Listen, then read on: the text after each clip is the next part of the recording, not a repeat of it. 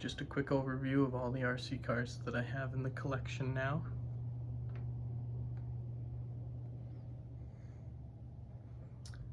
Arrma, of course, doesn't work.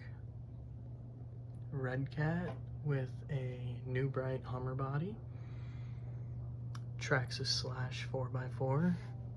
Started as just a regular 4x4, upgraded to half of a VXL system. Then we have an Arrma Granite. I don't know what is wrong with this one, but I do know it doesn't have a center drive shaft, but I do have one somewhere around here. And then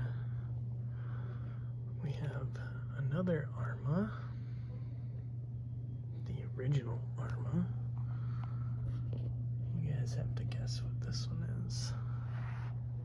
But there's the body. New to the collection. Yes, it does work. I do not know what this one is. I don't remember. But this one and this one are axial. Perfect. I like this one, but I'm looking forward to the build on this one. Oh boy. I did just take it out, that's why the battery's plugged in. And Skyhoner is out. Look at all of them.